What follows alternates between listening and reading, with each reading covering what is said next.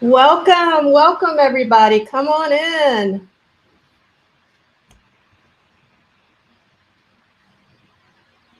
Welcome to week 16 of What Did Prince Do This Week?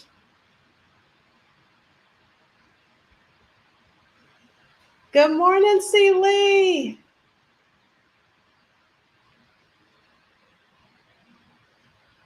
All right, I am here by myself today. Hi, Nikki. It's so great to have you here, but I am not alone because I have C. Lee and Nikki with me. I have my alliterative brother, Blade Brown, with me. Yes, Man Ray, happy Around the Rolling a Day anniversary and Record Store Day. Good morning, Nick. Thank you for being here as always. We're going to get through some of the housekeeping really quickly. Good morning, Arlene. So the estate of Prince Rogers Nelson is not affiliated, associated, or connected with the What Did Prince Do This Week Book Club series. Good morning.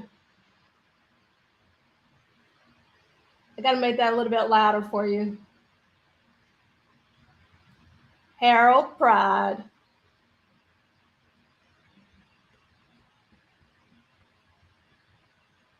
Yes, Harold Pride. Welcome, Dr. Claw. Hi, Kyle. I know. I'm going to send it to you. I promise. Hi, El Dabara. Yes, I hope people got through yesterday. Happy Record Store Day, Kim. I hope you're holding it down in the ATL. Good morning, Theo. Love that you're waiting in line at the record store in Seattle. Shout out your local record store in Seattle. Good morning, Mila. Happy Planet Earth Day, Legal Leah. Love that. Legally Leah.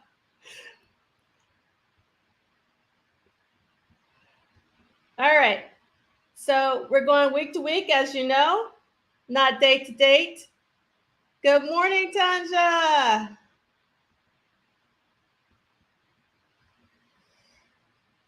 You should know where the schedule is right now, but just in case, follow the detailed schedule at the bit.ly link, Prince Book Club, or bookclub.polysilent.com.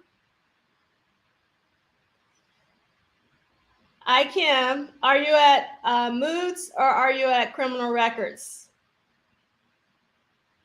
Awesome. Glad you have your book this weekend, the Adult Symphony Channel. That's amazing. This is one of my favorite parts.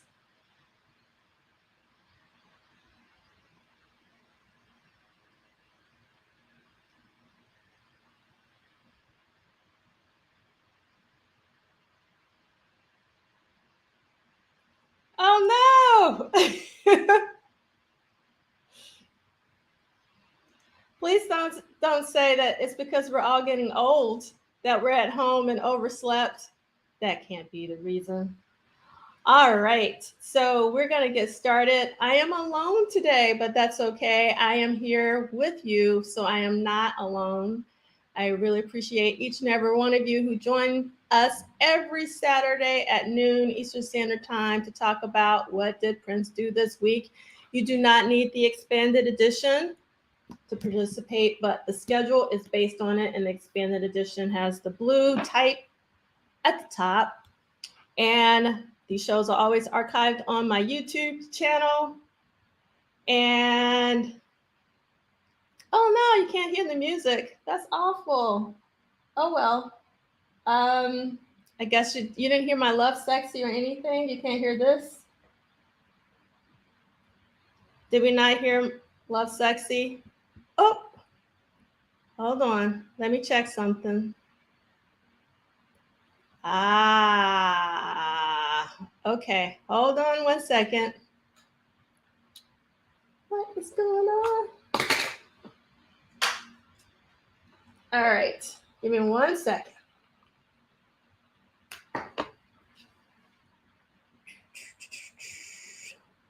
1 second.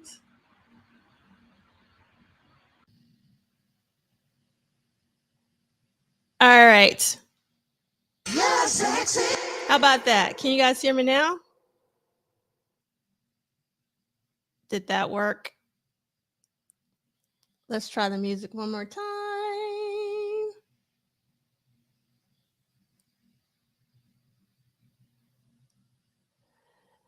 Happy Saturday, Web Diva. Awesome. Thank you so much. All right. So I'm going to play that song again. And it's so good, it's okay. Because I love it. And a man in my position can't afford to be made to look ridiculous.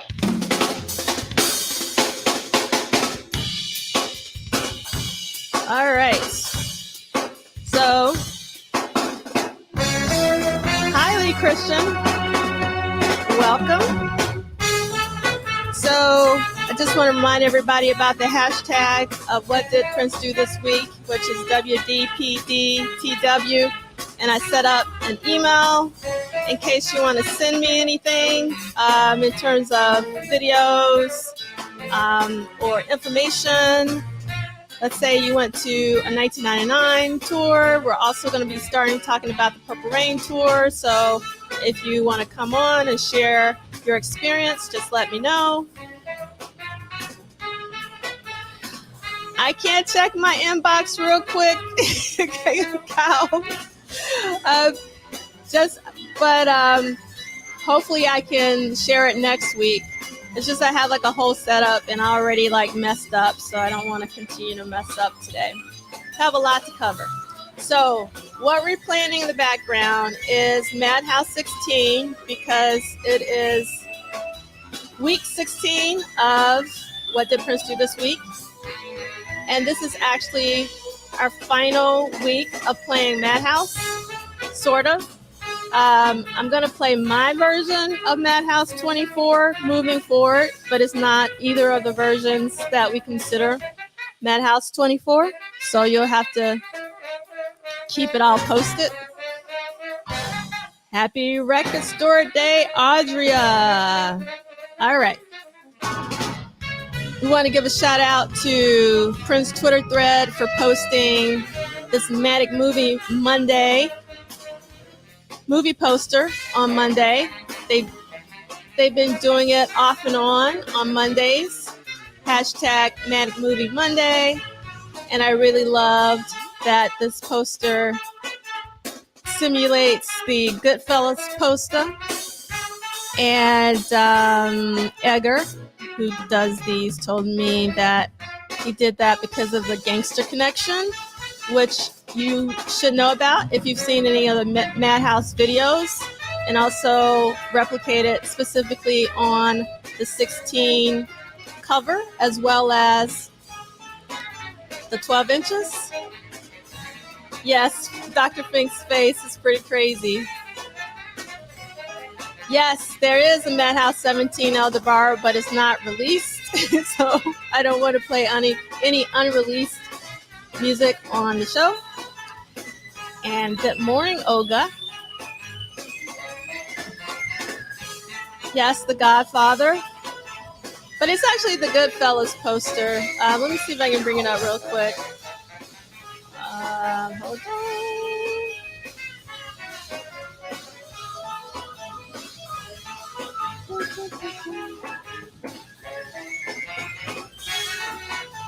Hold on 1 second. I'm trying to get a good image for you guys.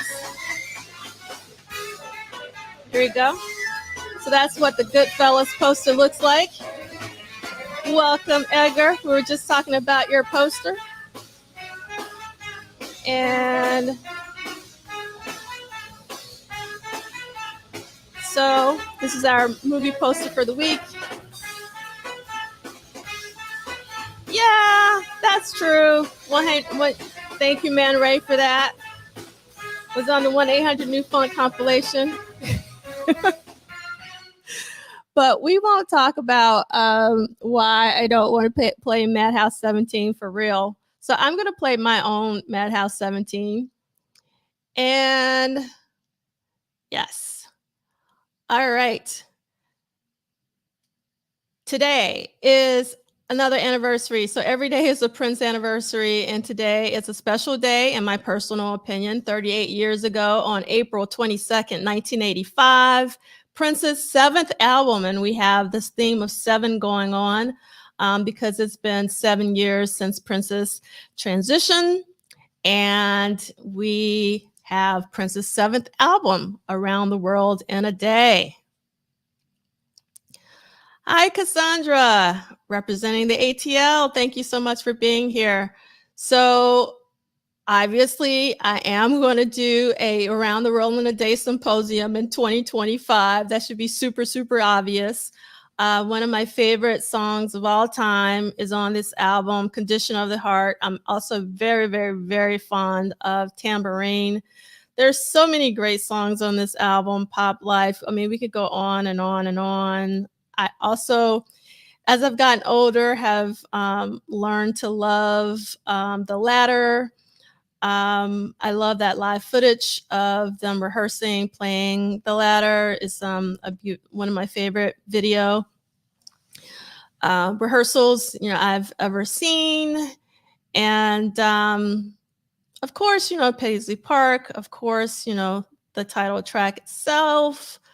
You can go on and on and on and on and on and on. All right. So if you haven't listened to Around the World in a Day in a long time, today would be a great day to actually listen to it because, again, it is the anniversary. So just want to let you know. Yes, Pop Life is such a great, great song. It really, truly is. Prince has so many great songs. It's really insane. Also, I want to give a mad shout out and happy birthday to the one and only darling Niecy, Kanisa.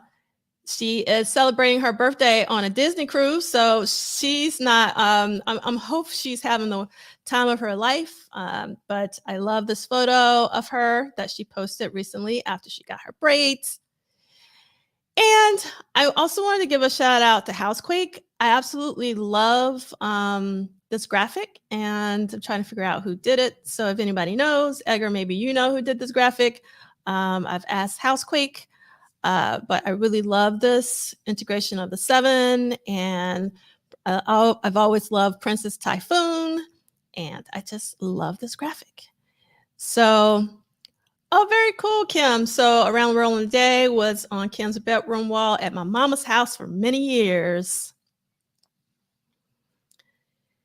Yep, that second time delay vocal on Pop Life is dope AF. Yes, indeed. I don't disagree with that. And this is one of my favorite posters. This is one of my favorite phrases from Prince. With love, there is no death. Obviously, there is a fantastic photo by the one and only Jeff Katz. And yes, we got to give some happy birthdays. Let me go back to darling Niecy. Put this on her slides.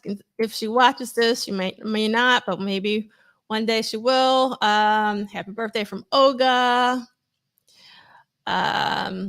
Nick, yes, still hoping for a super deluxe edition of Around the World in a Day. I would love that as well. Let's see what Sleazy's talking about. Yes, Around the World a Day is when Prince served notice that he was more interested in making innovative music and wasn't interested in chasing pop fame. For the sake of pop fame, there would be no Purple Rain 2.0. That is correct. And let me I'm trying to match these comments with but it's kind of hard to do. So again, Blake Brown's wishing a happy birthday to Kanisa. And let's see. So Jeff Katz posted a brand new photo that I had never seen before, and I'm sure a lot of us hadn't seen before. And I always love it when Jeff Katz posts new photos. So my request to you is go on Twitter and actually like this photo. So maybe Jeff Katz will post more photos that he hasn't posted yet. And I am going to post this slideshow. I have a new slideshow, so this isn't posted at the bottom of our website for the book club. But when I do, when you get to the slide, you can click on the image and you will be able to go directly to Jeff Katz's Twitter page. Yes, Tanja, it took my breath away as well. Obviously, this is Love Sexy Hair. So this is basically Love Sexy. Yep. So any Love Sexy images we love. And so Ruth has had this pinned on her Twitter page since April 19th of 2021. I will not read this because it'll make me get too emotional. But one of the things that I just paid attention to, and I've read this several times, every time I go to Ruth's page, I actually do read this, is, on the very last line, it says somewhere very near, just around the corner. And so, of course, I think of it's just around the corner for Graffiti Bridge. All is well. And I recently, maybe a couple of weeks ago, rewatched the commentary that Jill Jones and Jerome Benton did for Graffiti Bridge for the DM40 GB30 symposium. So it's just like Graffiti Bridge has been on my mind. And that really sort of stood out to me for the first time when I was reading that connection, for me at least, to Graffiti Bridge. Yes, happiest of birthdays to Kanisa and many, many more. And then Ruth posted another post yesterday, and she has a lot of words from Prince, but what really stood out was, yes, Kim, the hashtag from the DM40 GB30 symposium were pivotal panties from Stephen Fullwood's presentation. I think that hashtag is probably going to be the hashtag of all of the symposia, because we actually didn't get a hashtag this time. And I think it was because we were in person. So we didn't get the opportunity to have like a hashtag for the symposium, which was a little sad. Actually, the number 2 hashtag from DM40 GB30, if you remember, Kim, was Judgy Angel. I don't know if you remember Judgy Angel. And I know that for the 1 + 1 + 1 is 3 symposium, Zach really tried to make a vulgar stream of water the hashtag, but it didn't pan out for whatever reason. Yes, 7 corners, Elderbar. Yep, making all these 7 connections. Really do appreciate it. So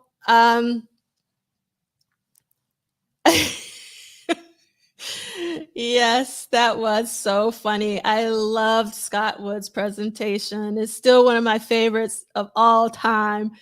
His breakdown of the club situation in Graffiti Bridge, and it was so funny. All right, so in Ruth's Twitter post, she talks about how Prince said, pay attention to how you feel. Your mood creates your day. And this was really, I didn't read this yesterday. I read this morning, actually, because I actually didn't really, what I participated in were my 7 Prince songs, which we'll talk about in a few minutes. And I intentionally told myself that I was going to celebrate Prince's life and celebrate Prince's music. I was not going to celebrate his passing, because I just don't like anniversaries of death. I would prefer birthdays and all of that. And so yesterday was like one of the best April 21st I've had because of that. So I guess Prince was leading us to this quote: your mood creates your day.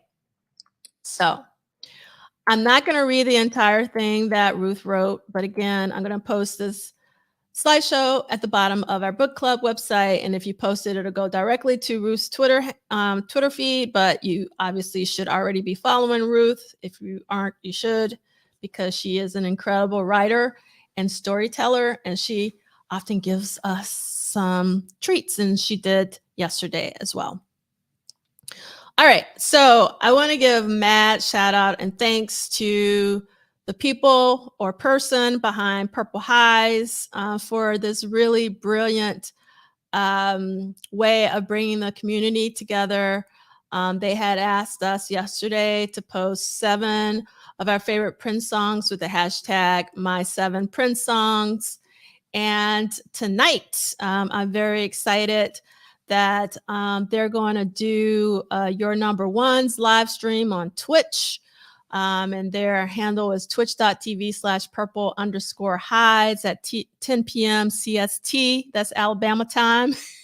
For those of you who might not know, when there's an hour difference between that and Alabama time. So yes, we love Ruth Oga. We definitely do. Oh, thank you so much, Kim. We're going to talk a little bit about mine, and I did 3 different lists. I could have done a lot more, but I did not because I could have been basically posting all day long. I wanted to share Darling Niecy's because 1, it's her birthday today, and we just love Darling Niecy anyway. And if Darling Niecy actually watches this, which I don't know if she watches this or not, I'm really waiting for, I'm going to look directly into the camera, the next Muse to the Pharaoh. I know that you're working on it, and I know these things take time, but just know that someone is actually waiting to listen to it, and that someone is me. So thank you so much, Darling Niecy, for all the work that you do for our community. And I hope you continue to do so, but I also hope that you have an incredible day today on your birthday. It's your day. All right. So what's really great about Darling Niecy's list is that I did not see her songs on a lot of other people's lists, not like maybe 1 or 2, but not a lot. And even with the 3 different lists that I posted, there is no overlap. So Darling Niecy has Have a Heart, Last December, Acknowledge Me, Pink Cashmere, Dark, from Come, which we're going to do a Come virtual symposium next year, which I'm super, super excited about, and The Love We Make. So I guess I missed the 7th one. Let's see if I can go there really quick. And I didn't pair it. I didn't do the, I have to go back. So I don't know what her 7th song is. That's okay. But that's kind of not okay. So let me see if I can figure that out real quick. Give me 1 second. Darling Niecy. And Darling Niecy. I love her balloons that come up for her birthday today. Well, I'm not so fast. I'm not fast today. I guess I'm going a little slow. My 7 songs. Okay, I'm not going to be able to find it. Maybe someone can find it for me. If someone can find Darling Niecy's 7th song and post it, I'd appreciate it. So here is one of my lists, and I wanted to compare and contrast it with Michael Dean's, and you can kind of see that in terms of my first list, which are my go-to songs whenever, they're not necessarily my favorite songs of all time, but it's just like my go-to when I gotta listen to Prince. So mine are Sexuality, Makeup, it doesn't matter which version, Susan's or Prince's, Chocolata, which we're going to be talking about today as part of What Did Prince Do This Week for week 16. I have such love for Violet the Organ Grinder. I think I saw it on one other person's list, and I know it is my brother in Love Sexy, one of his favorite songs as well. Violet the Organ Grinder is such an incredible song.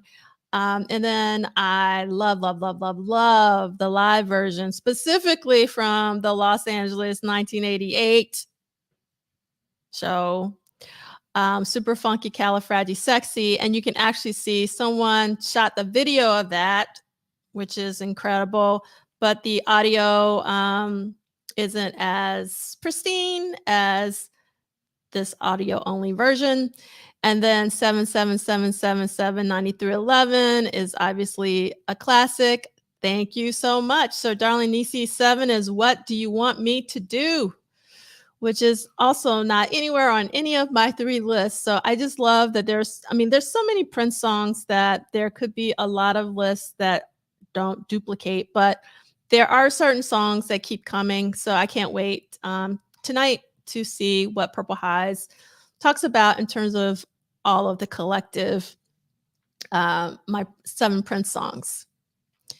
And let's see what Lee Christian's saying. I did a new mix of a song I wrote for Prince on the 5th anniversary and got an albums you haven't heard page and Instagram to share parade on it yesterday, plus the usual binge of live concert clips. Yes, the live concert clips are where it's at.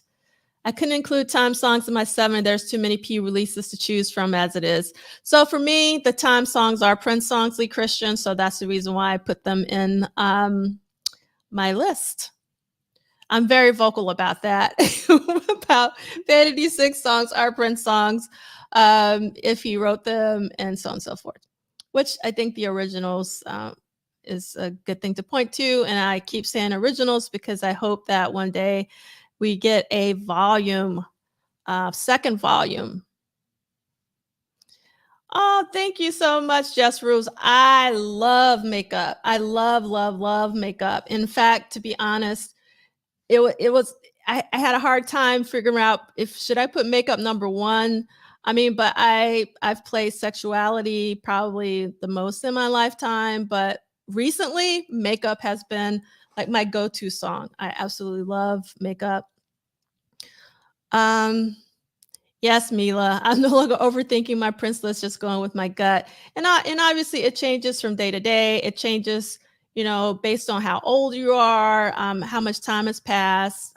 So many different things can play Brown. I haven't seen Jughead. Celie, is Jughead on your 7? I would be curious.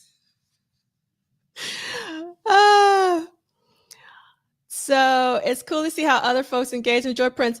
I don't know, Celie, if you could do this on the spot, but it would be really interesting if you could share your 7, because I'm really curious if Jughead would be on your 7.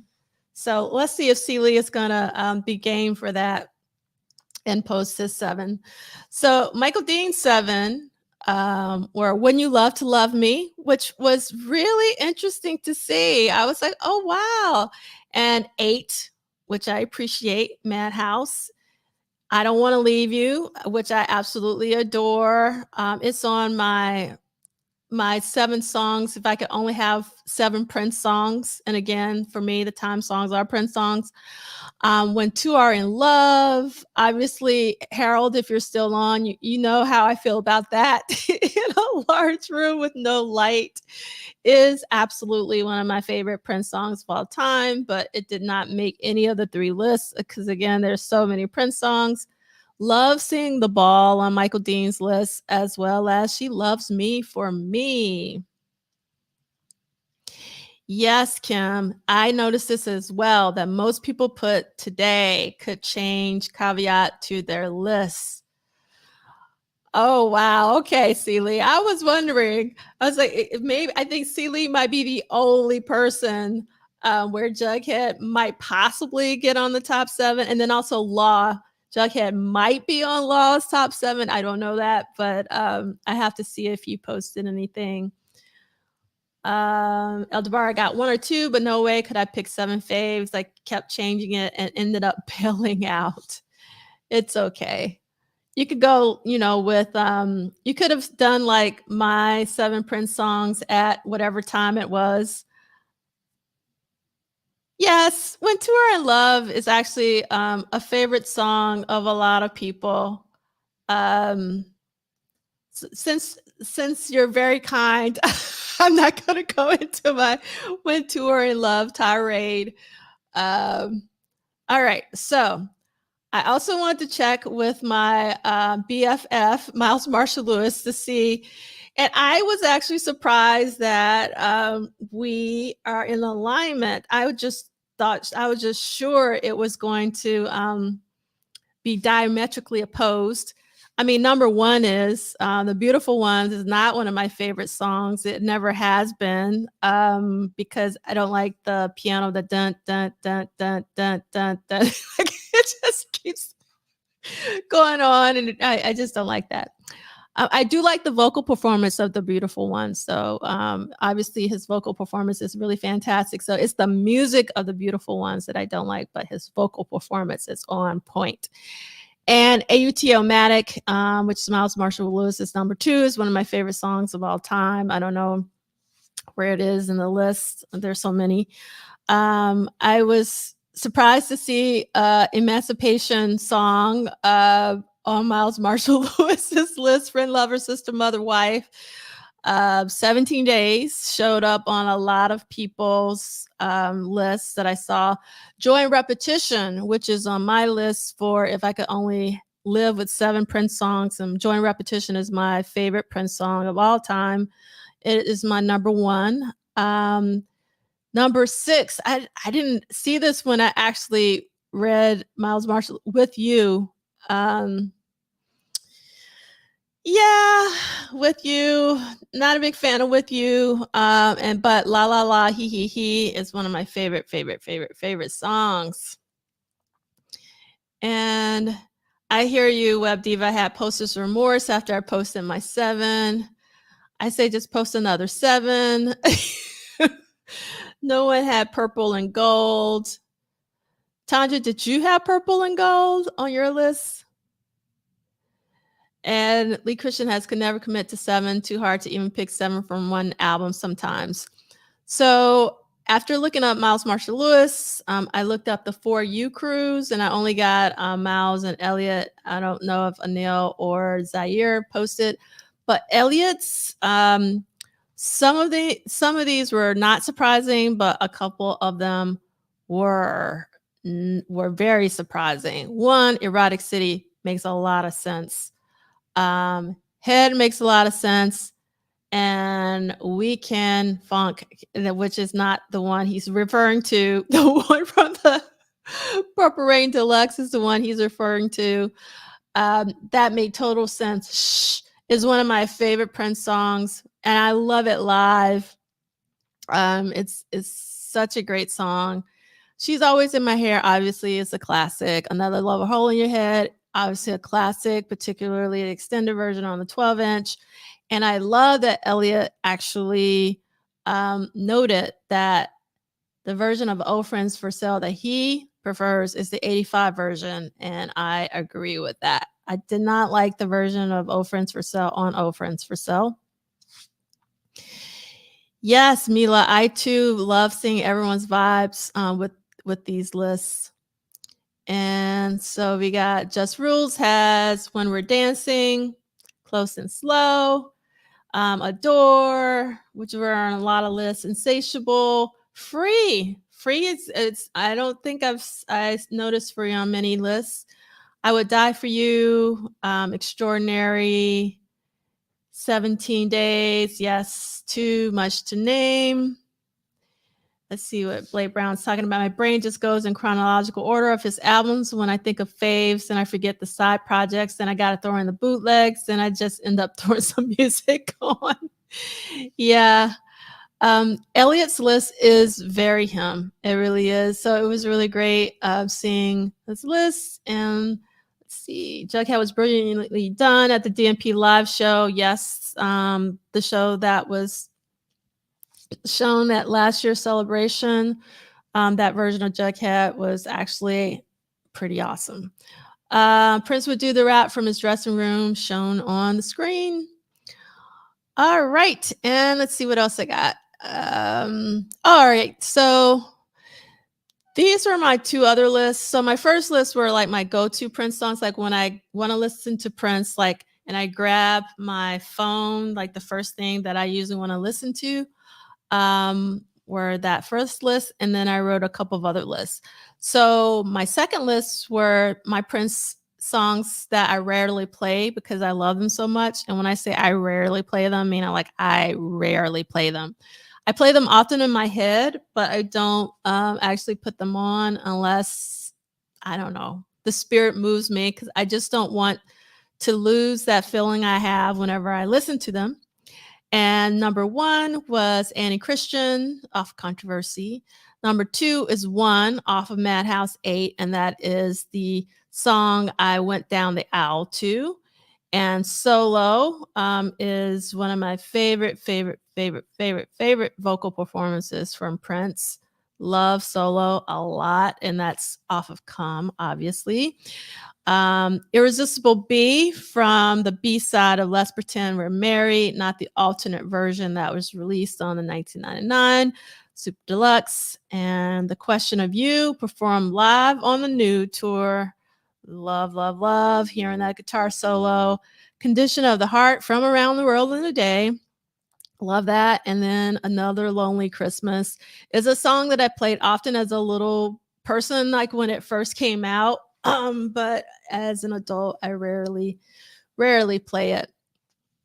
So, all right, we got C. Lee's list. So let's look at it.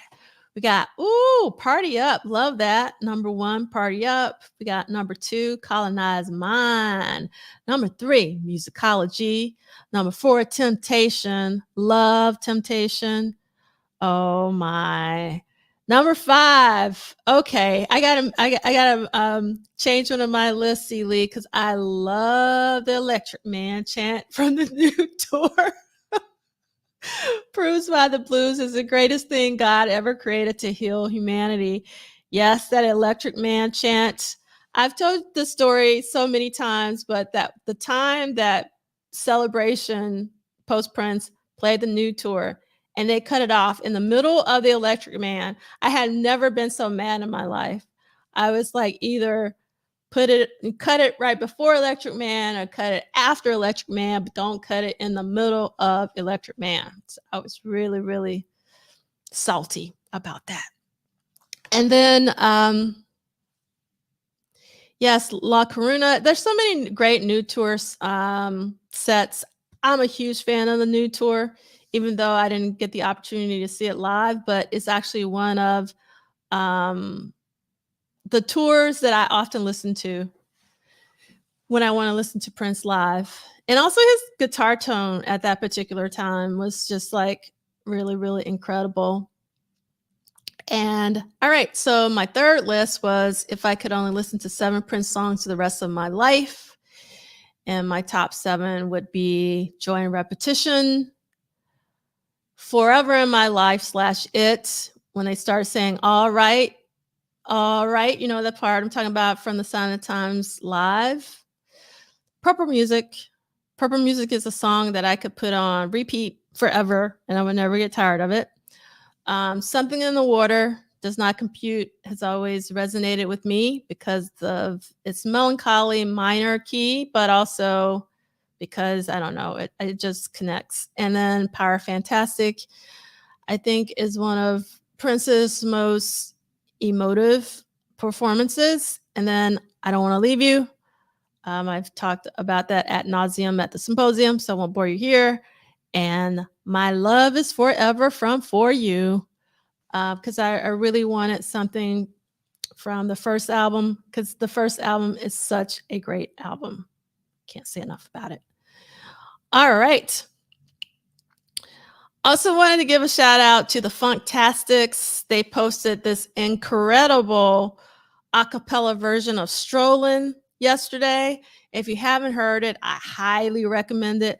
Strolling was a song I really wanted to put on one of my 3 lists, but I couldn't figure out what to take off. So Strolling is next up in my queue for one of these lists. I've always loved Strolling, and what was great about their a cappella is that they hit that note. I was waiting for them to hit that note and make a joyful sound, you know, that part. But they did it. It was really incredible. So if you haven't heard it, highly recommend that you do. The Funktastics. And let's see what Blade Brown's list is. So we got number 1 is Here. Number 2, In Love. 3, Vicky Waiting. 4, Ballad of Dorothy Parker was on a lot of lists. And I love Ballad of Dorothy Parker. Ballad Dorothy Parker has probably gone on my, I don't like listening to it because I love it so much, because I don't want to spoil it. And number 5, Love to the Nines. I saw on a lot of lists. Number 6, Private Joy. I want to say it was Private Joy was on Tanja's list. Tanja, was Private Joy on your list? I love seeing Private Joy. Private Joy is one of my favorite songs because Controversy is my favorite album. And number 7, Spend My Time Loving You. Oh, that's so cool. Just Rules. I think Strolling should be played more. And like my favorite line is, "There's so much hate going around." All that whole part there is really awesome. Love that. Yes, Mila. Private Joy. That's the one. Yes. All right. And then everybody should know, yes, the roller skates. I love the writing in Strolling because it's so picturesque and you can visualize it. So, Ricky, we've been talking about our Prince. Yeah, you missed it. We've been talking about our 7 Prince songs. Like we went through a lot of them. Like, yeah, that's what we've been doing. But we're gonna switch now and talk about Record Store Day. So today is Record Store Day, April 22nd, 2023. And Electric Fetus posted this on Twitter yesterday. And this is a painting that's in their store. If you've been to Electric Fetus. And so if you're in Minneapolis, because today is Record Store Day, I hope that you will go by Electric Fetus and support them. It's really important to do so. And then if you're in Atlanta, we talked about this the last week, go to Moose Music and Little 5 Points. Their handle on Instagram is Moose Music. The handle on Twitter is Moose Music, but they really post on Instagram. They don't really post on Twitter. This is their lineup for the day. If I was in Atlanta, this is where I would be. There's some really great people that will be performing or DJing.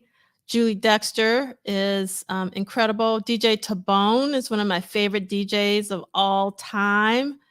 DJ Kimmett is a legend. DJ Jamad is another legend. So like it's really going down today at Moose Music. Oh, so we're back. We have Strolling. So Celie says, my wife can't talk. Love Strolling till she saw the video. Watching her face when she first saw that video, it's the funniest. What the F moment of all time. All I can say is don't F up a Black woman's favorite song. Yeah, I was really disappointed in the video. First of all, they edit the song in a very weird way. So that was blasphemous to me. And yeah, we won't talk about that, but listen to the song. You don't have to watch the video. And then Blake Brown writes, Strolling always makes me think of coming out of winter hibernation in the Midwest and seeing sunlight. Love that. Yeah. It's like, I put on Strolling to remind me, because it says it in the line, it's so great to be alive.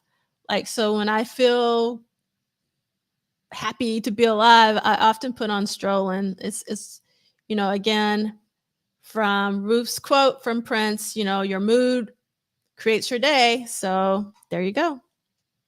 Yes, Celie, isn't that edit horrible? It is really horrible. Why would you edit Strolling? Okay. And then Ricky has sounds like a jazz standard song. If I were in Atlanta, this is where I'd be. I'm sure they do. Do people host Prince roller skating themed parties? I'm sure they do. Christine, I was at the Electric Fetus yesterday. I spent way too much as usual. You have to let us know what you got. What did you purchase from Electric Fetus? So Criminal Records is right across the street from Moose Music in Atlanta. And again, I have to give a mad shout out to Criminal Records because they actually started Record Store Day. So we got to give props to Criminal Records. Then when I went on Wax and Fax's Instagram today, I found out about this book, which I was very excited to find out about, called Atlanta Record Stores: An Oral History by Chad Radford. So I'm going to buy a copy and see what he's talking about.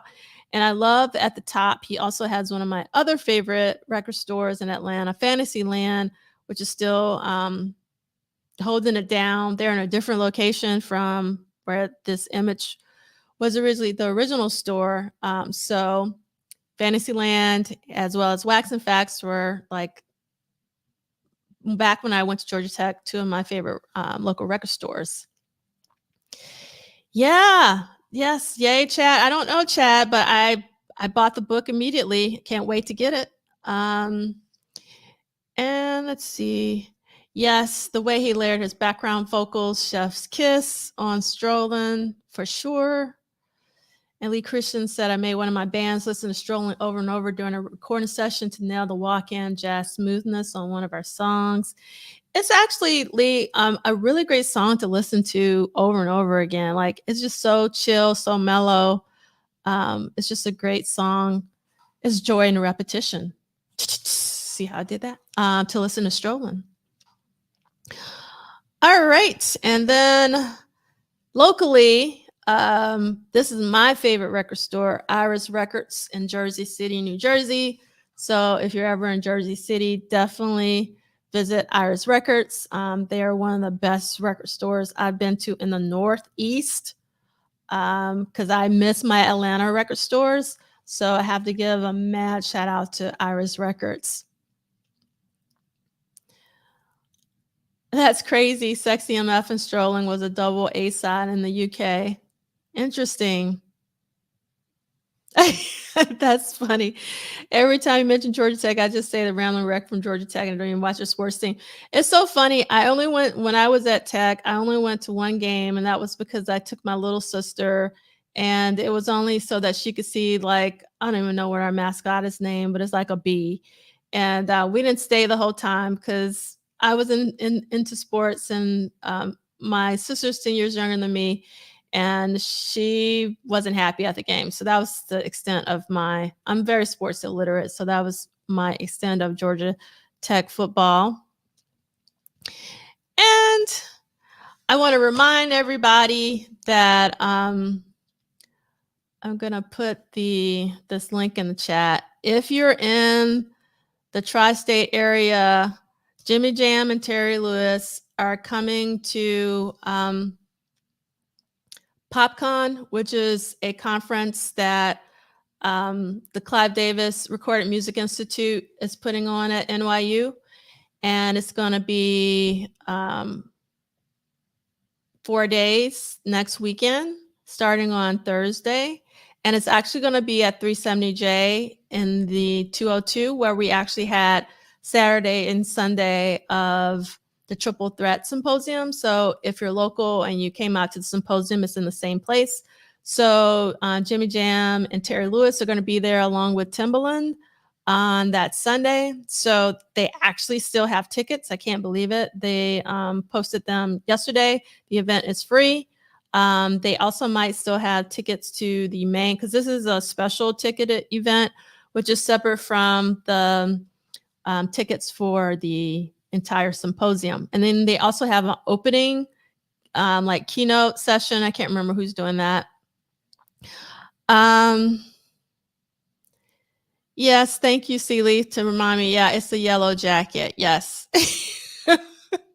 And then let's see if anyone ever visited One Love Records in Hell Kitchen back in the day, my late mentor, Douglas Roker, and myself sold the rarest used records. Beverly Bond and Alicia Keys often visited. I've never heard Just Rules of One Love Records. I never really, my record stores, when I first moved to New York in 97, were Tower Records, of course, the West 4th store, and then eventually Other Music, which was around the corner from them. But I never, I know there are a lot of like Rough Trade and some local ones. And Academy, I used to go to Academy a lot for used vinyl, Academy Records. Yeah, but never heard of One Love Records. So thanks for letting me know. And I wanted to talk about, and we didn't have time to talk about this last week, but I wanted to talk about this Lansing State Journal from Lansing, Michigan headline. And it basically just talks about what was going on back in 1983 with the scene. So yeah. Oh yeah, I remember Bleecker Bob's. Didn't know about Generation X though. Never heard of Gimme Records either. And so speaking of roller skates, Celie's wife is putting on her skates as we speak. She's a roller skater in the house. In fact, everyone in my house roller skates except Celie. Celie, you got to do it at least once.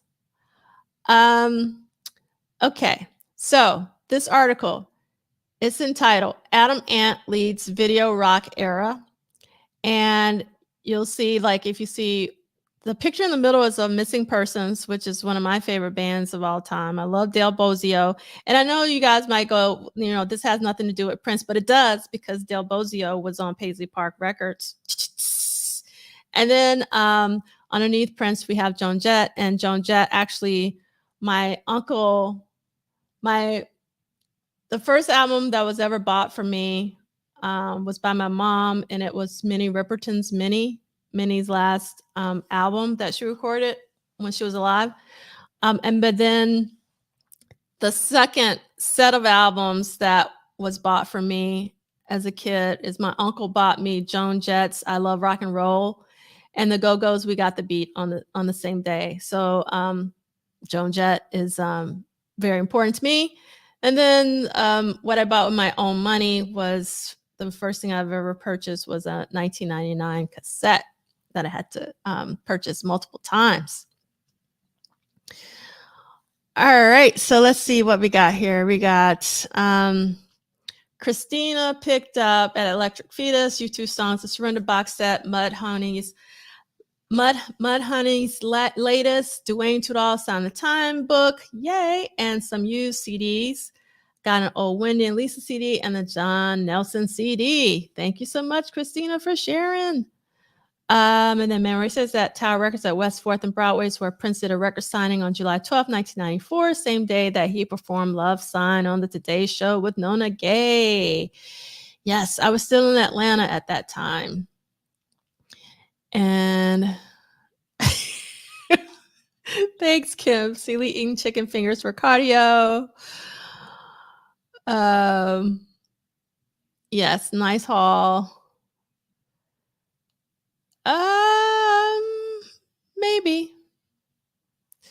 Maybe if someone else actually organized it. And let's see. Celia saying, wasn't there a proposed Ant and Prince project or something about Ant and Prince? My old age could be getting the best of me. I've never heard of proposed Ant and Prince project. Does anyone know about this? Because I think I would have heard about it. If so, okay, down in the valley outside of Minneapolis and Golden Valley is a hidden gem. Okay, this is good to know. And Just Rules, yes, I love that. You had the 45 of Joan Jett's I Love Rock and Roll. Boardwalk Records. Yes, Andre Simone did work with Adam Ant. He produced some of his music. All right, so on this article, it says the look videos have boosted charismatic performers like Prince, Joan Jett, and Missing Persons. And then over in the article part, I want to read what Mike Hughes wrote. And he says that, but then there are the people who seem born to be seen and heard.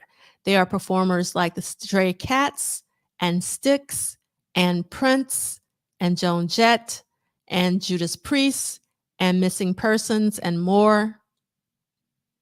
Heading that list is Ant. Handsome, athletic, with a hard-driving style, he's ideal for videos. He had 8 of them ready before leaving England and trying his first American tour. Now it hits Lansing. Local audiences will get a glimpse at rock's new age. Now, the reason why I wanted to read that part about Adam Ant just is to show that Adam Ant was actually really huge. and he was a part of this movement called the New Romantics. And I do feel that Prince kind of admired some of the style, like I'm talking about fashion style of Adam Ant. So, and then Mike Hughes has his, I guess, little brother, Scott Hughes, who's 13. And so this is Scott Hughes 13. And it says Scott Hughes may be the typical MTV viewer. Like most of his classmates, he watches the channel passionately. Here he rates the best and worst videos to appear since MTV reached mid-Michigan. And so this again is from April 16th, 1983. I love this context. So according to this 13-year-old back in 1983, the best was Billy Joel's Pressure. Number 2 was basically Gypsy and Fleetwood Mac, Stevie Nicks. And then number 3 is 1999. So that was great to see. And he writes, this Prince clip is flashy, colorful, and beautifully filmed. It's undoubtedly the best performance video on MTV. So even this 13-year-old knew that Prince was the best performer. And it says the best performance video on MTV. And then he has an others list, which includes Duran Duran's Girl on Film. We have Styx's Heavy Metal Poisoning. We have Adam Ant's Goody Two Shoes, Goody Goody Two Shoes. Don't drink, don't smoke. I can't believe I remember this song. Duran Duran's Hungry Like the Wolf. We have MJ's Billie Jean. And then he has Reap the Wind and Shock the Monkey. I remember Shock the Monkey. So for his worst list, he has Pat Benatar's Precious Time. My aunt would not be happy with this because my aunt was a huge Pat Benatar fan. And he also has A Little Too Late. I don't know does anyone know who A Little Too Late, whose song that was? Ebony and Ivory. Everyone should know about Ebony and Ivory. MJ, he said it was $200,000, I guess, for the Ebony and Ivory video. Not MJ, but I'm sorry, Stevie Wonder. Ebony and Ivory. And then Always Going to Love You. Gary Moore. I don't know about Always Going to Love You. Does anyone remember the song? My Man, Hungry Wolf, which is by X, Mickey. Oh, I hated the song, Mickey by Tony Basil. And it was huge. So this Scott Hughes at 13 has taste. I love this. And then Senses Working Overtime, Breaking Into, and Runaway Boys. I don't know any of those.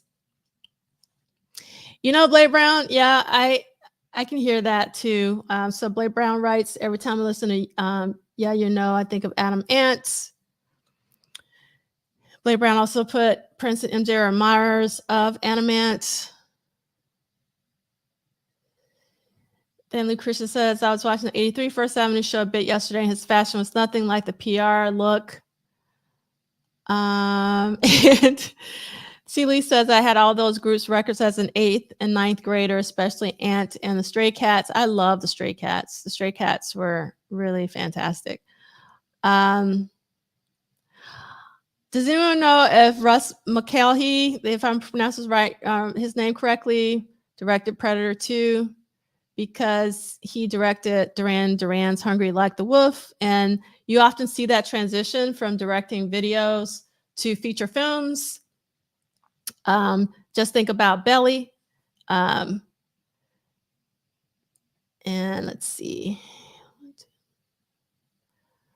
So Just Rose went to elementary school in Greenwich Village and was first exposed to punk rock music there as a child. Prince's release of Dirty Mind wasn't foreign to my ears. The Bus Boys included, maybe. And yes. Celie writes, I like how he differentiates performance video from concept videos. I love Prince's performance videos when so many wanted him to make more concept videos. This is a really good point, Celie. I also really love the performance videos, more so than when Prince started doing more proper videos. I've just preferred the performance videos. Yes, Vanessa. Vanity did date Adam Ant for a hot minute. She also dated Billy Idol, and on and on.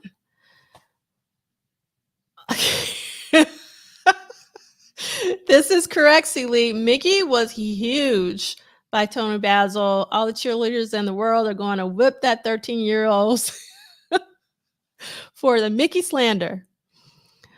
All right. So let's get into week 16 of What Did Prince Do This Week? So this week, Prince had 5 studio visits and tracked 4 songs. And so let's look at this. So we got some, he's working on, he continues to work on Proposition 17, which is Chili Sauce, continues to work on If the Kid Can't Make You Come, continues to work on My Summertime Thing, but he starts Chocolate, which is one of my favorites. Love Chocolate. Obviously, Chocolate ends up on Pandemonium. It doesn't end up on Ice Cream Castle, but Chili Sauce does. If the Kid Can't Make You Come does. So again, My Summertime Thing also ends up on Pandemonium. So this is kind of like, well, last week was definitely the time week. And what did Prince do this week? This week, he sort of sprinkles some Vanity 6 on there. So if you go on Wednesday of this week, you'll see he starts working on Velvet Kitty Cat for Vanity 6. And we'll get into this, but then he continues to work on Chocolate on Thursday and Friday. I'm sorry, Chocolate. You have to do it that way. And then let's see.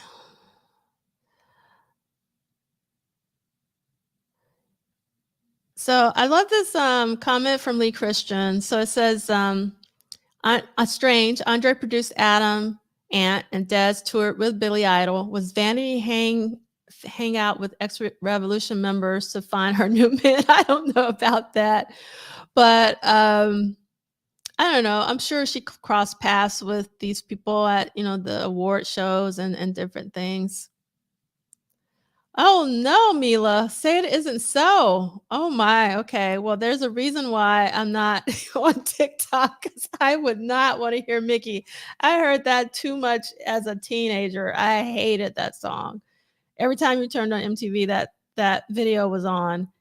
Yes, Jess Ruse, Chocolate. All right.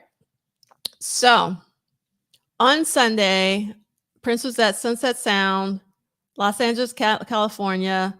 And again, working on overdubs for essentially Chili Sauce, If the Kid Can't Make You Come, and My Summertime Thing. And then there are space tracking and overdubs for the song. And unfortunately, I don't have Michael Dean here with me today, so I'm going to have to do the reading myself. So let's do some reading. We are going to turn to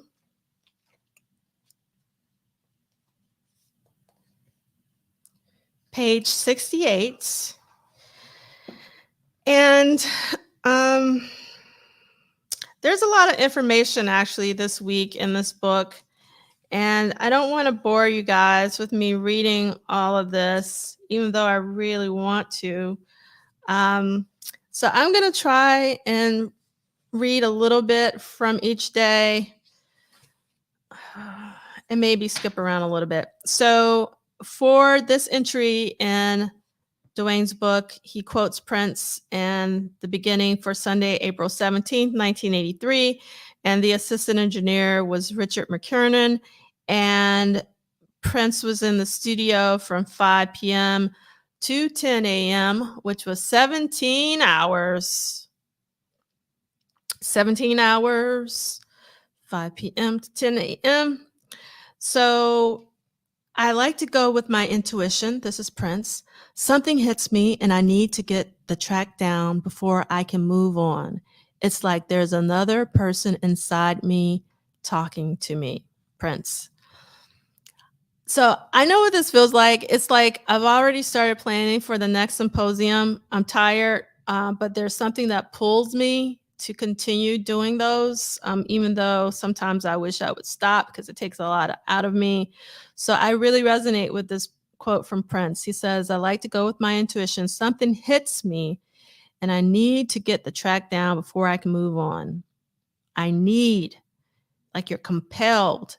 It's like there's another person inside me talking to me. So that's Prince's own words. Okay, this is Duane. During this 17-hour session, Prince and Day, I need to put on my reading voice. Prince and Day worked on several songs that involved Day using his techniques to seduce a woman. The woman in question was Sharon Hughes. Does anyone know who Sharon Hughes is out there? Can you let me know? I didn't have time to look up who the heck is Sharon Hughes on this track, who probably added her parts for most of these songs on this date. Prince also recorded some of his vocals during the session. McKernan remembers. I'm not going to read that just to save time. But there's a quote from the assistant engineer. Prince played the confused maitre d' or waiter on Chocoletta, My Summertime Thing, and Proposition 17, which is chili sauce. Songs like these brought out Prince's playful side, and he and Day had a great time just goofing off during the spoken parts. It's funny how many times that Prince performs the waiter, on time songs. So I love that Duane points this out. Comedians have had a great deal of effect on my music, explained Prince. It was always a challenge to be funny in music. It was always a challenge to have some sort of humor for a song and to make somebody feel good. That's the biggest challenge. So humor can be hard to pull off, but Prince did it brilliantly, as well as Morris Day.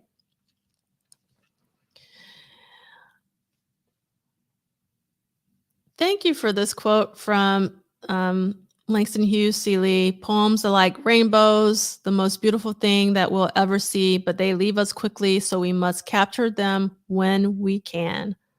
Love that. All right. I'm going to continue on page 69 of our book. And Wendy says he's brilliant, enigmatic, strong, aesthetically pleasing, sensual, intellectual, philosophical, more than musical. If he feels comfortable with you, he'll crack you up. And that's one of the reasons why I absolutely love Under the Cherry Moon, because I feel like he was getting more comfortable with us as an audience, and he was finally ready to let us in to the real Prince. So I love this quote from Wendy. Yeah, I know, like, Sharon is the voice, but who is Sharon Hughes? Like where did she come from? Who was she connected to in Prince's camp? Yes, Blake Brown, Prince's humor always came off more natural and organic than the sexy stuff. Yeah, it's really interesting that you say that. So I've mentioned this before on here, like listening to Gigolos Get Lonely Too, like Prince's version versus Morris Day's version. Morris Day's version, I actually believe Morris, but with Prince's version, I don't believe him. And I think sometimes with the sexy stuff, it was more performative. That's just me. Yes, Celie, that's why comedians love him. Chris Rock, Dave Chappelle, King Ivan Wayans, Eddie Murphy, and so many more. That is absolutely correct. All right, this is Brown Mark reflecting. One of my fondest memories was his sense of humor. He was the kind of person, if Hollywood had tapped into it more, could really do that type of thing. He could have done some great comedy films with the likes of Eddie Murphy and such. He really had great comedic timing. He was one of the funniest guys I ever met. And then Dr. Fink agrees Prince had a great sense of humor and he was a practical joker. Then Duane writes, Prince's use of practical jokes can be found in the song If the Kid Can't Make You Come, not only in some very funny dialogue between Prince and Day, but in the title as well. Day, his rival in Purple Rain, sings about sexual satisfaction only coming from the kid. The phrase is also repeated at the end of Chili Sauce, the phrase meaning the kid, and an early version of the script also included the phrase, Baby, if the kid can't make you come, nobody can. Prince's nickname among his managers were the Kid, and his character in Purple Rain would share that name after the song was recorded. It was likely that Day eventually recognized this, and although the song is played live by Morris Day and the Time, it isn't part of their usual concert set list. So I really wish that Duane was here, and if Duane usually watches this, so Duane, if you watch this, I really want you to say more about this line that you wrote. I'm trying to figure out where you're going with it. It was likely that Day eventually recognized this about the kid. And although the song's played live by Morris Day and the Time, it isn't part of their usual concert set list. Are you saying that Morris felt that it was more of Prince's song versus a Time song?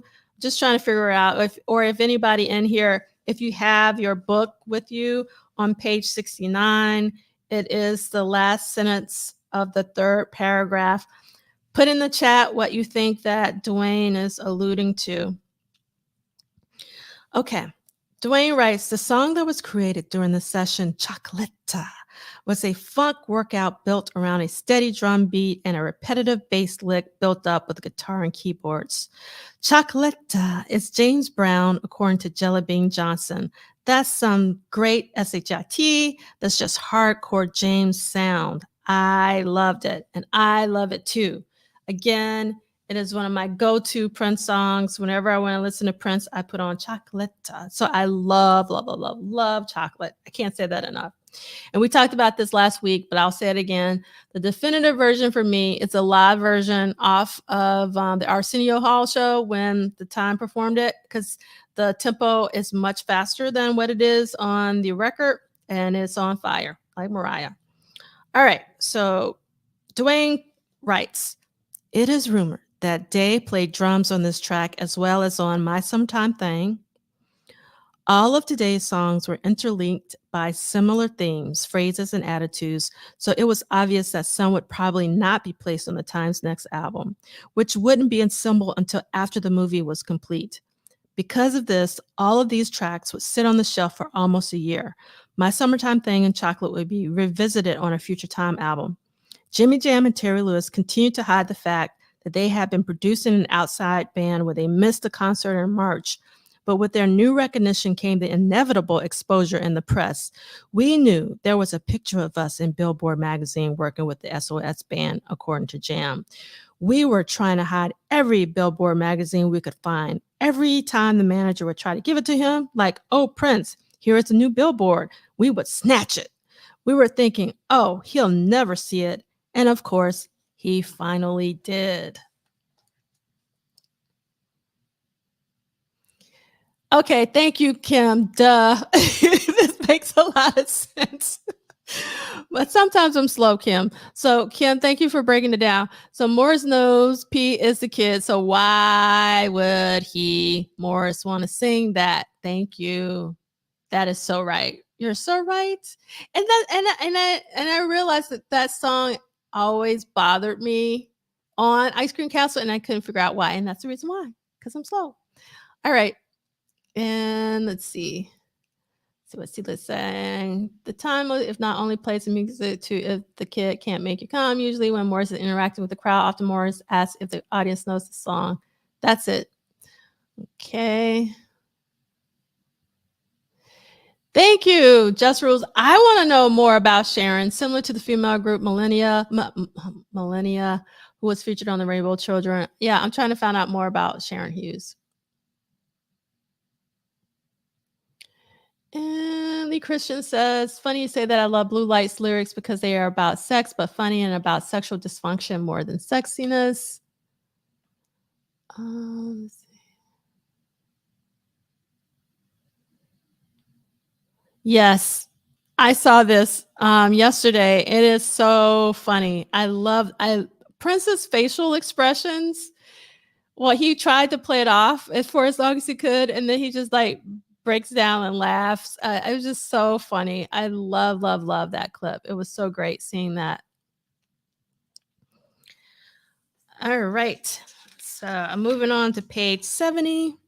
Despite the humorously light tone of these tracks, according to Jellybean Johnson, Prince was not happy. The fallout from Jimmy and Terry was about to happen. It hadn't happened yet, but it was real close. So the tension was a big, big cloud over everybody. It was an uneasy time. Okay, so this is Duane's status, which he writes about every track. And Duane writes, the only new track, Chocolata, at 5 minutes and 50 seconds, did not make it onto the Ice Cream Castle album, but it was eventually included on Pandemonium in 1990. The single was released on October 1st, 1990, and peaked at number 44 on the Billboard R&B singles chart. An early edit of the demo faded out after the phrase, "You gotta step on the gas, we got to get the hell out of here, come on," at approximately 5 minutes and 15 seconds. I want all my seconds, so I'm glad that we got the remaining seconds to Chocolate. Once it was decided not to include the track on Ice Cream Castle, the song was almost recorded by another artist. According to Peggy Mac, Chocolate was something that he may have been working on for the time, but when Eddie Murphy asked him for a song, he offered it to him. Oh my God, no, I am so happy that Eddie Murphy did not get Chocolate. Oh my God. Glad, so happy that the time recorded this one. From what I remember, and this is Peggy Mac, Eddie turned him down. Thank you, Eddie Murphy. That was probably a very sore spot with him. I knew because of pride, he tried to get that sucker out there some way. So, according to, this is in Duane's book, according to Des Dickerson's 2003 autobiography, My Time with Prince, the nickname the kid came from Dickerson. Prince's managers also referred to him by this nickname, which Albert Magnoli noticed as he was working on a script for Purple Rain. And because we all should know that Prince's name in Purple Rain was a kid. But again, Michael Dean wants us to talk to the newbies, so we have to make sure. So for the newbies, Prince's name in Purple Rain is the kid. Cavallo, Ruffalo, and Fagnoli never referred to Prince as Prince. I'm going to read that one more time. Cavallo, Ruffalo, and Fagnoli never referred to Prince as Prince. They always said the kid. Why don't you call him by his name? They go, we hate the name. We call him the kid. I want to know why they hated the name. I have my own thoughts about that, but it's really, I feel some kind of way about that. And they say they would call him the kid to his face. When they were together, they always called him the kid, and I noticed other musicians were calling him the kid, so obviously he knew. It should also be noted that it was likely the April 2nd, 1983 edition of Cashbox magazine and not Billboard magazine that Jam and Lewis were hiding from Prince, because Cashbox contained the photo of Jam and Lewis working with the SOS band that Jam described. So I'm curious if I haven't listened to that Questlove Supreme interview with Jimmy Jam in a long time. If Jimmy Jam is still staying in the Billboard magazine, I'm just curious. Okay. Oh my God. I didn't even realize that Eddie Murphy recorded 3 music albums. I only thought he recorded the one. So I'm learning something new today. And I'm glad that you're glad that the time got Chocolate. Yes, we know. Yes, his school wouldn't call him Prince, and Skipper. Party All the Time is a regular choice from my vinyl. Yes, Rick James did produce Eddie. Yep. Huh. I think Jesse Johnson was the one who selected Chocolate from Pandemonium, yet Jimmy Jam kept saying Billboard magazine.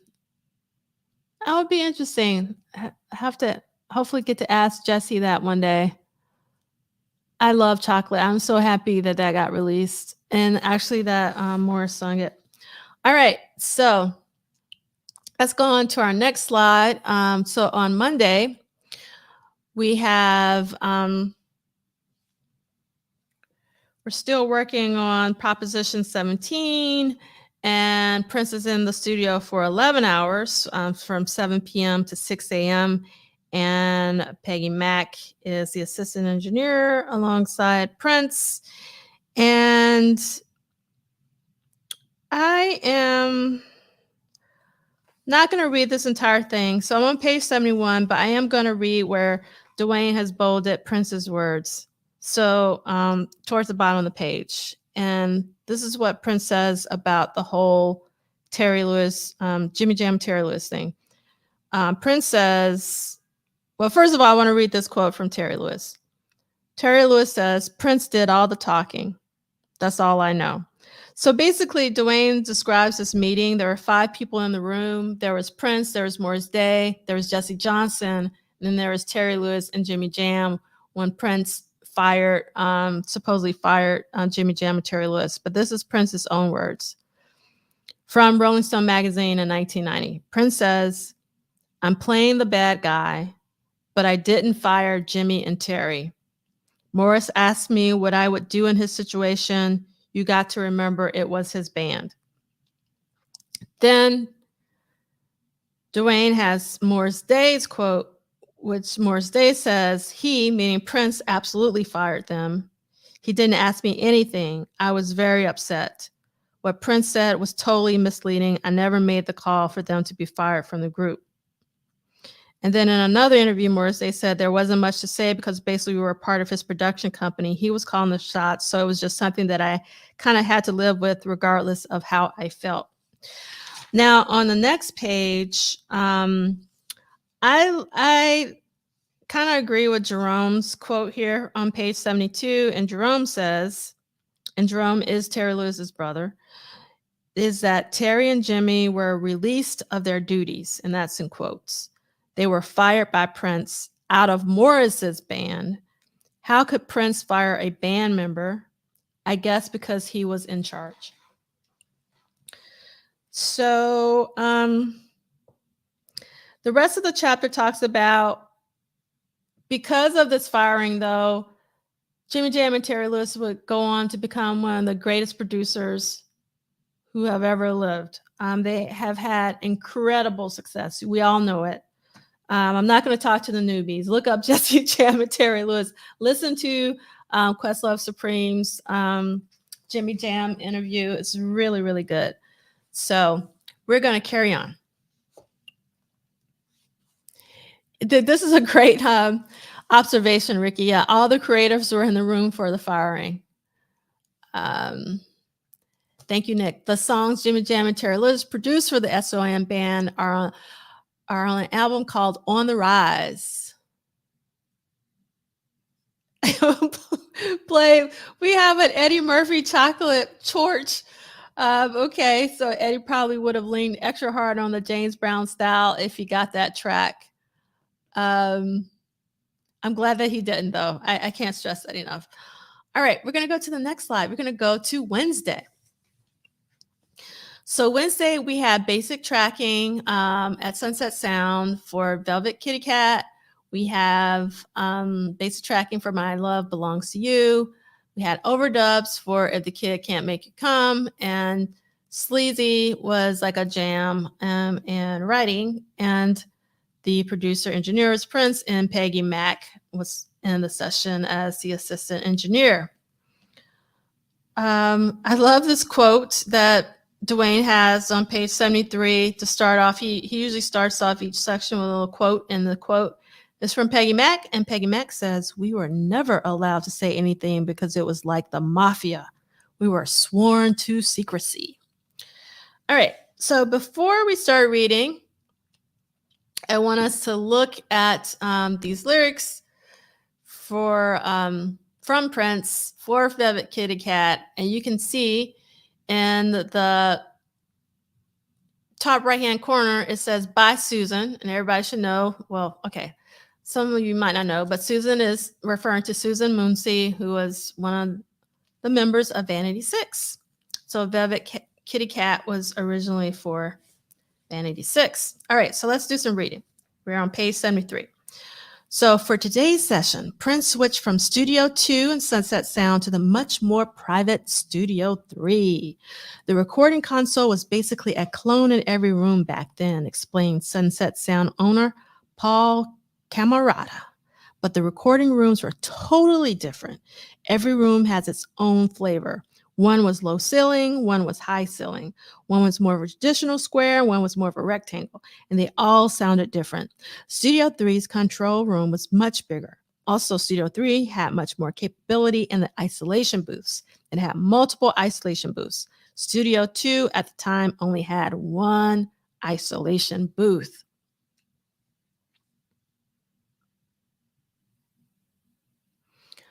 All right, I'm looking. Okay, Tony. Tony's saying Eddie would have made Chocolate a big hit. And then Celie is schooling us on the Eddie Murphy music album. So it's How Could It Be from 85. So Happy from 89. Love's All Right from 93. So Happy is Celie's favorite. And I play it at least once a month. All right. I should be ashamed, but I'm not. So Celie, you're serious about your Eddie Murphy. I appreciate that. I mean, your Eddie Murphy music. I appreciate that. All right. So Tanja says there's a new Prince podcast out, the Prince mixtape. I haven't listened to it yet, and it's produced by CNN with host Nicole Perkins. The first episode is with Chris Moon, and they touch on issues with his name. How is it for you? How is it, Tanja? Do you recommend? Obviously, we're going to listen to it, but do you recommend that we listen to it? And then Celie responds, I always wonder if Moon is telling the truth in the Prince unauthorized documentary that he was the one who got Prince to use only his first name. And Blade Brown says, none of them are better than Boogie in Your Butt. Okay. All right. So back to Velvet Kitty Cat. Prince recorded 2 new tracks on this date. The most complete would be Velvet Kitty Cat, a throwaway song that we won't read that. We're going to skip down to the bottom. For Velvet Kitty Cat, this also may be the only time Prince tried using the Roland TR-606 Dramatics instead of the LM1 Lindrum. And I want to remind everyone, because there's not a lot of traction, that Dan Charnas's LM1, I'm trying to pull up the link real quick for you guys, is on my Vimeo, and he goes into a lot of detail about the LM1. So give me 1 second so I can find the link to share. And this is only one of 2 videos. The other video, he breaks down Sheila E.'s Oliver House and talks about how Prince approaches music making. It's really good. You can find both. So that's the link there. Hopefully you check it out for the musicians in the house or anybody who wants to learn more about the LM1.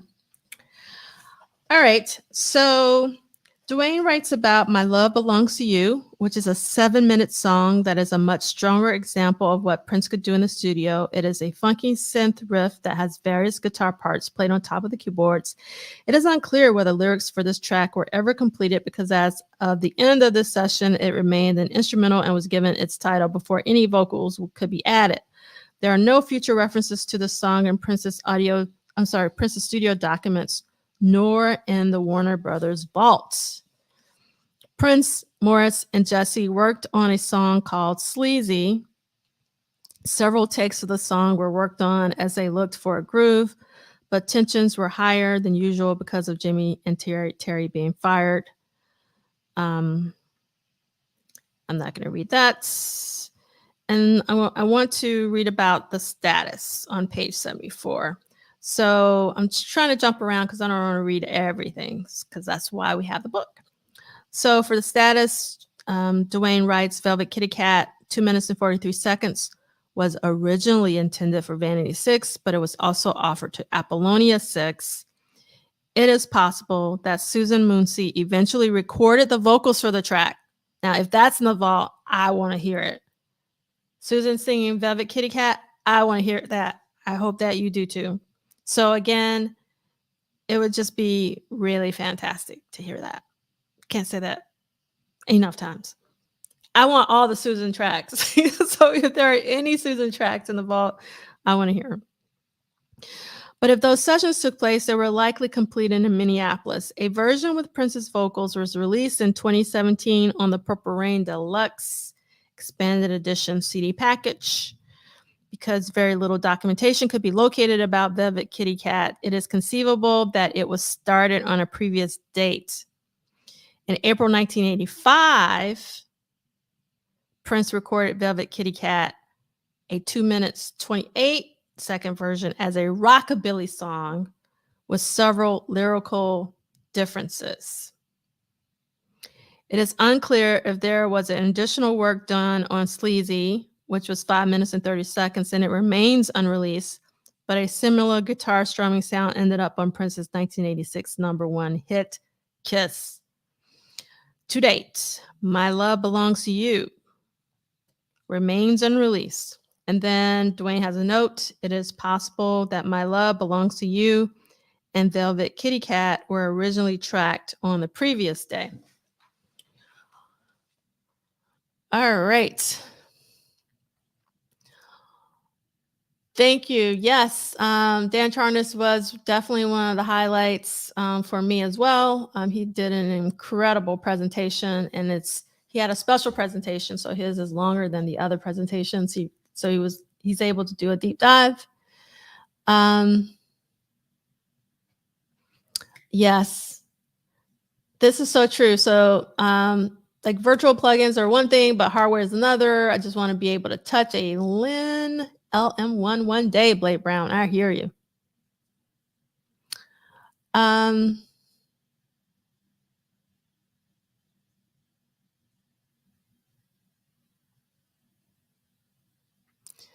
So I'm trying to follow a thread here that I can't follow. All right, so let's go on to the next. Oh, I also want to shout out Zach Hoskins' Dance Music Sex Romance blog. He's actually been writing a lot about Vanity 6 and Apollonia 6 in particular, and they should be written about. And this is his article from February of 2021 about Velvet Kitty Cat. So definitely check it out. And again, when I post this at the bottom of the book club website, you can just go directly to it, or you can just Google. Do your Googles, as Michael Dean would say. Dance Music Sex Romance blog, Velvet Kitty Cat.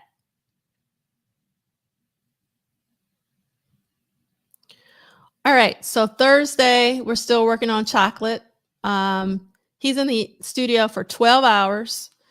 And Duane says, assistant engineer is Peggy Mack and probably Richard McKiernan. And I'm going to read a little bit about Thursday because this is when overdubs and vocals were happening. And Duane wrote, additional overdub work was done on Chocolate, including vocals probably from Joe Jones. That probably is a definite because Joe Jones told me herself, she told us during DM40 GB30, because I asked specifically about Chocolate during actually the Graffiti Bridge live commentary, if I remember correctly. And Duane writes, Wendy Melvin and Lisa Coleman, as well as Prince, for some of the vocal backgrounds. As with most of the songs, this is Duane writing. Prince wrote the music and the bulk of the lyrics, which featured the familiar theme of Morris Day once again trying and failing to seduce a woman and complaining that his date had turned him down after she'd ordered 18 jumbo shrimp. That's one of my favorite lines in that.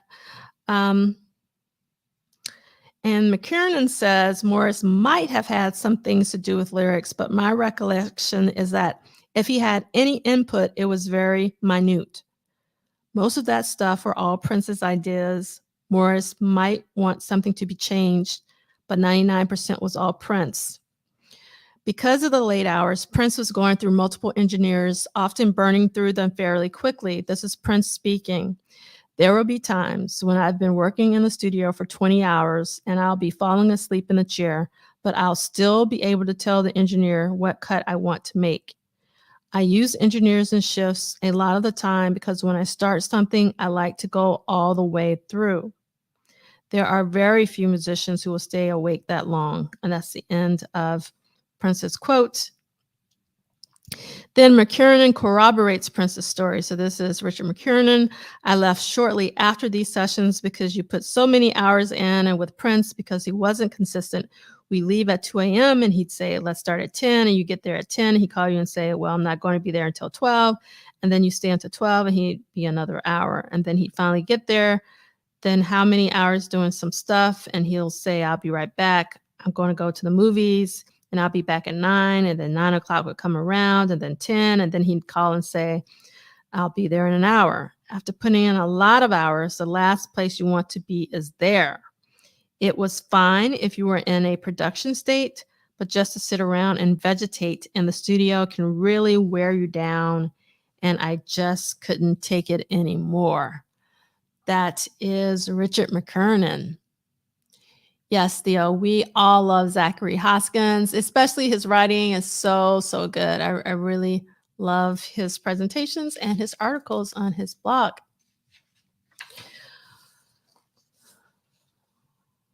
Okay, so despite the late hours, McKiernan reflects fondly about Prince's skills in the studio. My impression of him as a musician, fabulous. I mean, he's real street, a real streetwise musician. He really conveys an attitude on the records. Ask any songwriter, and they usually have a couple of hits, but they are writing the same song over and over. I never heard that with Prince. And you can see that from his history. From the early days to now, the gamut that he's run, that is where my appreciation comes in. It is probable, this is Duane writing, it is probable that overdubs were done on multiple tracks during the session, which ended with 4 cassettes being made, 2 C60 and 2 C90s tapes. So let's mute it. Can you guys not hear me? I don't know what the muted is about because I haven't changed anything, or is that in relation to something else? Okay, so this is actually a Polaroid of Mr. Morris E. Day from April 21st, 1983, from within Sunset Sound. So in terms of Duane's book, and maybe, I mean, I don't know, maybe the Polaroid is wrong, but in Duane's book, Morris Day is not listed as being in the studio. But it seems like he was based on this Polaroid. All right, so we're getting to our, I just love chocolate. Yes, love this, Seeley. All you Polaroids, stay on beat. Love that. And I've always loved this cover. I love the typography of this. It's like so awesome. And I don't have the vinyl. I only have like the CD, but I think there's some promo copies of the vinyl out there. Or like really, I don't know if it was released. You guys can tell me. So here are some promotional items that were given out for chocolate for the Pandemonium, so like 1990. And I love like these Hershey chocolate facsimiles with the time and chocolate.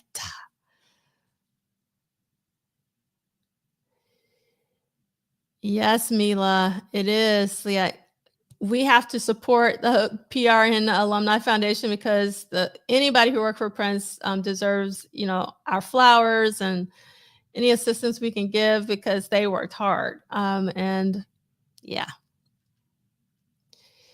Yes, tell me about it. Doesn't this just like cue up your just want you to eat chocolate seeing this? And Big Daddy Kane had a similar like Tootsie Roll taste of chocolate. I think it came out around the same time. So it's really interesting to see these two promotional items and how they are speaking to one another. Taste of chocolate and the whole Tootsie Roll theme that comes up with the time a lot. Then I just love this promotional little time ice cream castle.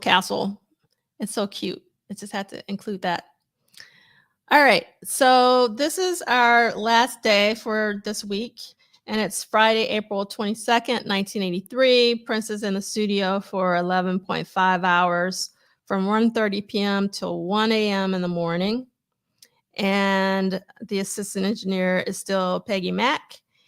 And the leading quote is from Prince. Hold on one second.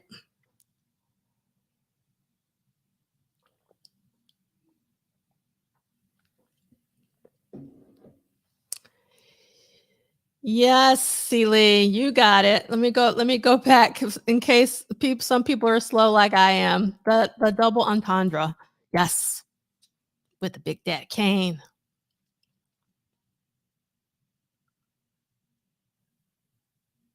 And thanks for sharing your dream, Lee Christian. So Lee Christian had a dream the other day. I was Princess Engineer and there were so many distractions. P was getting frustrated. At one point, I had to tell a load of people to leave the building, including Madonna.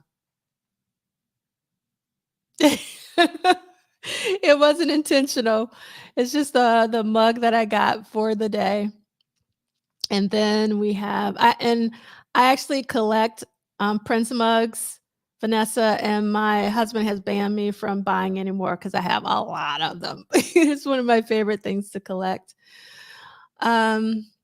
And see what Blake Brown's talking about. Different rules had to apply in Prince's line of work. By the third or fourth time of him flaking on me as an engineer, there would be one of those, look here, bro.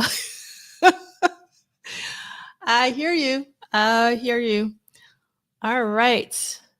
I don't think many people could have put up with what a lot of the engineers in particular had to put up with. So they're really good people to go through what they went through. All right. So let's get to our final day this week in the studio. And it's Friday, April 22nd, which is today's date. And again, it's vocal overdubs with Morris Day. And Prince is the engineer, and Peggy Mack is the assistant engineer. And this is the leading quote from Prince. And Prince says, sometimes it is a curse, but it's also a blessing. It's a gift that I am completely grateful for. That's why I keep making music, because I don't want to be ungrateful for the gift. So it's all about gratitude. I love this. This is one of my favorite quotes from Prince. And I totally understand what he means by sometimes it's a curse, but it's also a blessing, because I've read him or I've heard him say how, music is poured through him. And I'm sure that sometimes he couldn't turn it off. I kind of know, I'm sure all of us can relate to this in some form of if you're a creative person, you kind of know what it's like to be in the flow state of creativity, and how hard sometimes it is to turn it off when you have to go do something else, what I call people stuff. And so I understand. And he again says, that's why I keep making music, because I don't want to be ungrateful for the gift. And it was indeed a gift that Prince had.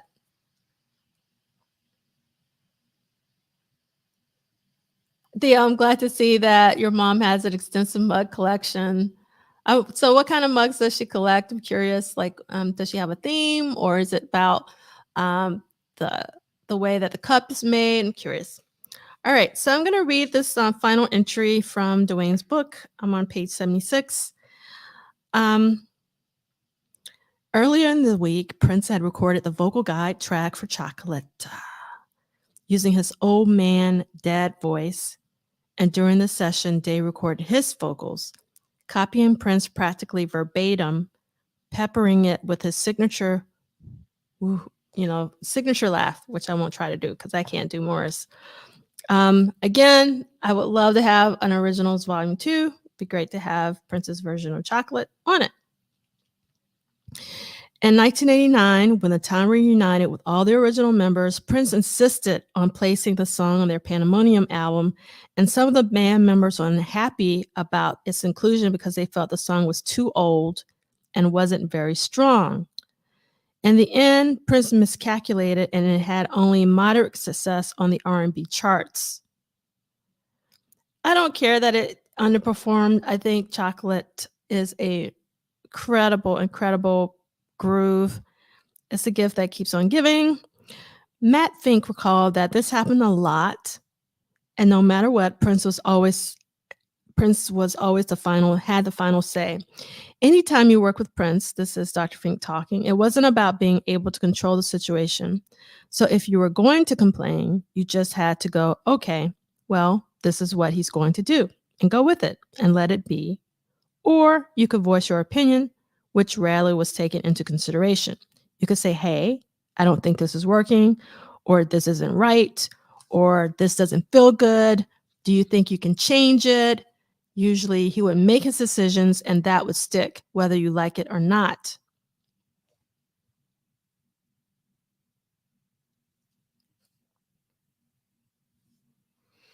This is a really good point, Man Ray. Chocolate was flying up the charts, but then Graffiti Bridge, the movie, came out. Very good point, Man Ray. Thank you. This is a reason why I love doing these with you. So great. Yes. You know I can't do that. Chess rules. I cannot do Morris's laugh, but we all can hear it in our heads. Okay, Celie, this is a very good point. But since studio time is booked hourly, wouldn't the engineer still be on the clock while waiting for Prince? I'm sure it was frustrating as hell, but ride the clock.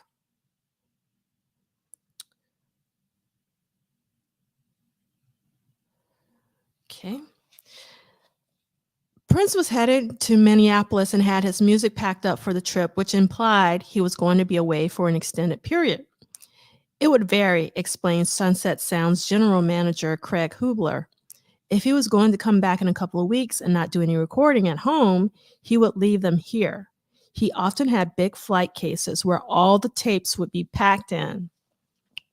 I would be terrified of flying my tapes, like they might get lost. But I'm sure he did this a lot. Prince usually headed to Minnesota in mid to late spring. I think it was something about the weather, reflects Paul Camarada. He didn't want to be out there in the winter. When he wasn't here, it was usually late summer or fall, but he was always out here in the winter and the spring because Minneapolis is a very harsh place. We didn't see him much in the summer at Sunset Sound. I'm almost done with my reading because my voice is telling me you've done enough reading. Almost like clockwork. Prince did not return to Sunset Sound for several months. Hubler reveals that not every tape shipment went smoothly. One time, we got a big flight case from Minneapolis with these big master padlocks on them, and nobody sent the keys. We couldn't get into the thing. We had to get a locksmith to saw off the locks just to get to the tapes. Prince supposedly attended a concert featuring George Clinton and the P-Funk All-Stars on either April 23rd or 24th at the Beverly Theater in Los Angeles. All right. So yes, SMS 130 Chocolate is funky. It is classic Uptown Funk.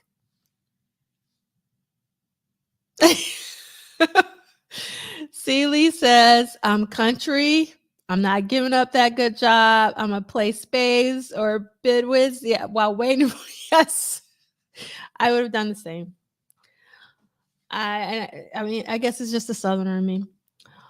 All right. So we're almost at the end of our journey today. And so far in 1983, Prince has done 52 live shows, 1 after show total, 21 studio visits total, He has tracked 15 songs. These are the songs that we talked about last week.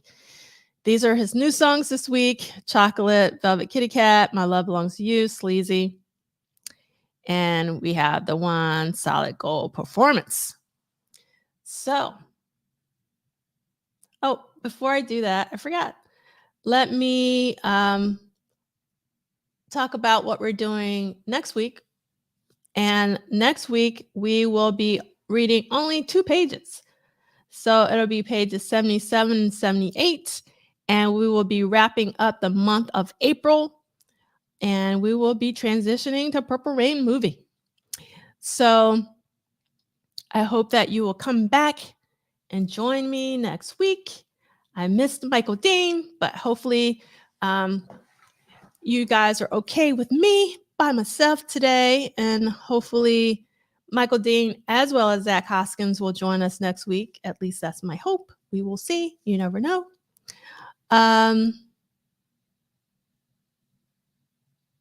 Yes, I remember this, Olga.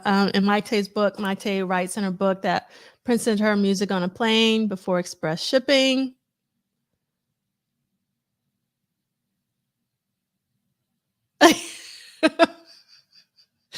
Blade Brown. Blade Brown says, I would have probably been a little petty and detuned his guitar on my last day. Aw, thank you so much. 2 kings and a queen next week. I love that. Thank you, Kim. Good job, solo. Oh, thank you so much, Dee. Really appreciate it. And I guess I just want to remind everyone, let me see if I can pull this back up really quickly for those of you who are joining late. We talked about the my 7 Prince songs. So again, give me 1 second. Tonight at 10 p.m. Central Time on Twitch, twitch.tv/purple_highs. They're going to do a live stream about the My 7 Prince songs. Thank you, Just Rules. I really appreciate it.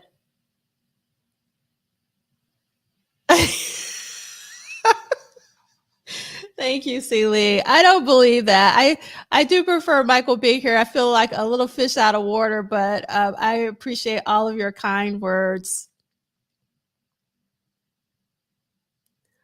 Awesome.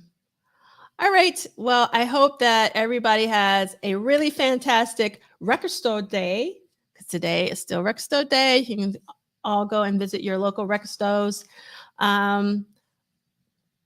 Fortunately or unfortunately, however way you look at it, there's no Prince release for Record Store Day, so it's a little sad, but we have a lot of Prince music to tide us over until that is the case.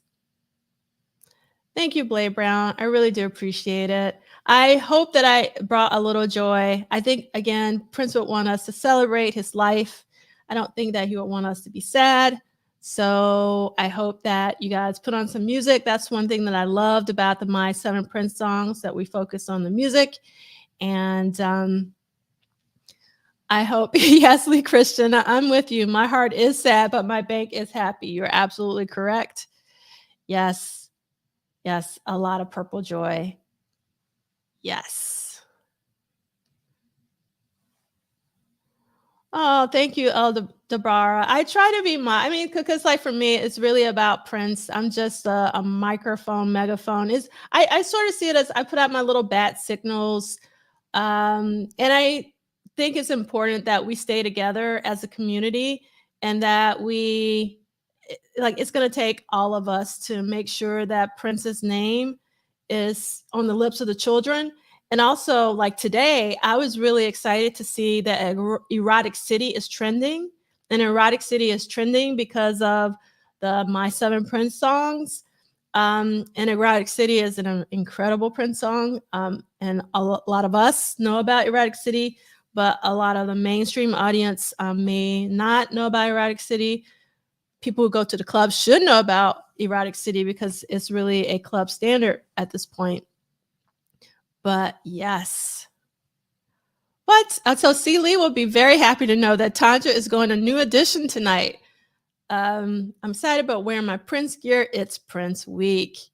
Awesome. Thank you so much. Yeah, I hope we hear Sleazy as well, Nick. That would be really fantastic. Yes, we got to get those purple tickets ready when more music drops, because it will. Yes, we hope you have a great time. Celie has raved about the New Edition show, so I'm sure that you will have a blast at the New Edition show. Thank you, Just Rules, for sticking with us. Really appreciate it. Yes, Eldabara, we want to mention a shout out from Beverly Knight for Prince yesterday. It's nice to see that celebrated artist miss him and celebrate him like we all do.